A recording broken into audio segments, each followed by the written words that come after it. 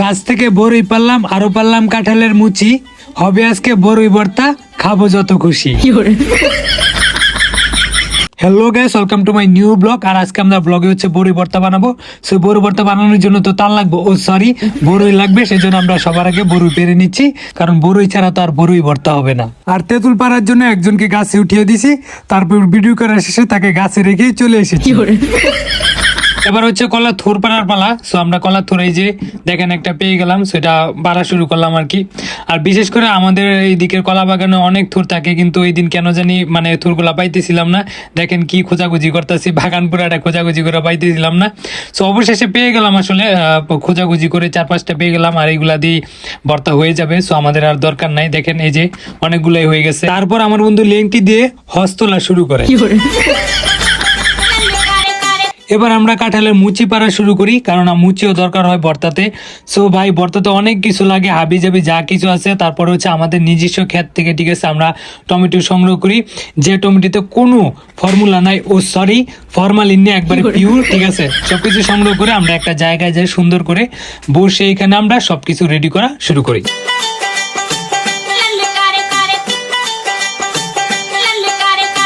আর বলে রাখা ভালো, আমাদের ভর্তা কিন্তু আমরা গুতাগুতি করে নয়, কাটাকাটি করে হচ্ছে বানাবো। তো দেখেন কাটাকাটি অলরেডি শুরু করে দিয়ে, যা কিছু আছে সবকিছু কাটাকাটি করে আমরা ভর্তা বানাবো, নু গুতাগুতি।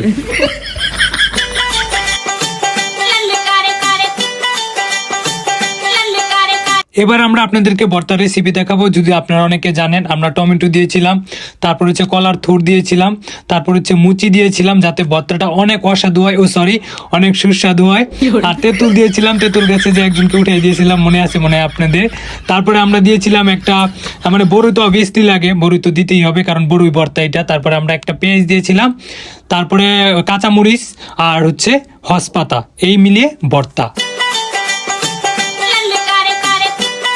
কিছুক্ষণ পরে আমাদের ভর্তার সঙ্গে 2জন সদস্য এসে পড়ে, তা আমরা তাদেরকে ওয়েলকাম জানাই। তারা আমাদের সাথে এসে শরিক হয় এবং তারা আমাদের সাথে কাজ করা শুরু করে। সো আগে বলেছিলাম আমাদের ভর্তাতে কোনো গুতাগুতি হবে না, শুধু কাটাকাটি হবে। সো কাটাকাটি শুরু হয়ে যায়।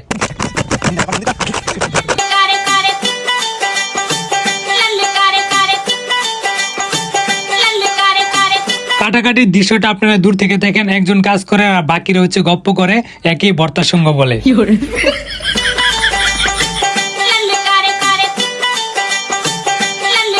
অবশেষে শেষ হয়ে গেল আমাদের কাটাকাটি, এখন শুধু হবে মাখামাখি।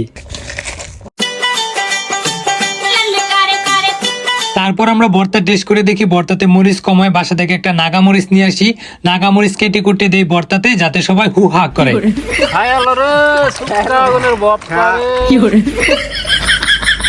ব্লগের এ পর্যায়ে এসে আমি ভর্তা সঙ্গের পক্ষ থেকে সবাইকে বলতেছি, আপনারা লুলদানি বেঁধে নেন, কারণ ভর্তা দেখে অনেকের খাওয়ার লোভ হয়।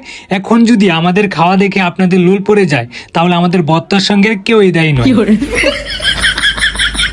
ভর্তা প্রায় শেষের দিকে, এবার সবার অনুভূতি জানা যাবে। মঞ্জুর ভাই, হ্যাঁ ভর্তা কেমন হলো? শেষ মিয়া আমাদের নরসিংদীর ভর্তা বলতে হবে, ঠিক আছে, পুরা বিশ্ব জানে। একটু জাল হয়েছে না? হ্যাঁ, খুব কড়া জাল ভাই, খুব কড়া জাল। ইখলাস, ভর্তা কেমন হলো? সেই সাথ, খুব মজা। একটু খাইয়ে দেখাও সবাইকে। ভর্তা কেমন হয়েছে? অনেকদিন পরে, তাই না? ভালো লাগতেছে অনেক। মাসুম, ভর্তা কেমন হয়েছে? সিজনের প্রথম তুই বানাইছ না? হ্যাঁ, সিজনের প্রথম ভর্তা খুব স্বাদ হয়েছে, অনেক মজা, কিন্তু জালটা একটু কম হয়েছে, একটু বেশি জাল হইলে মজা হইতো। মাসুম একটু জাল বেশি খাইতো, এই জন্য বলতেছে। আপনারা টেস্ট করবেন।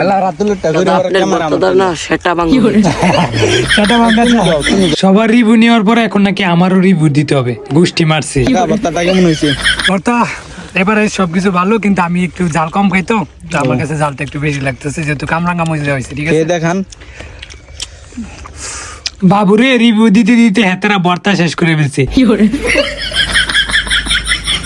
এবার আমাদের জাল খাওয়ার পালা, দেখি কে কত খেতে পারে।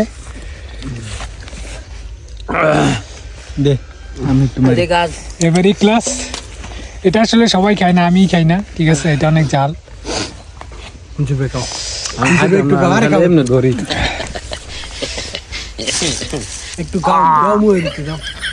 একটু দাও, সমস্যা নেই।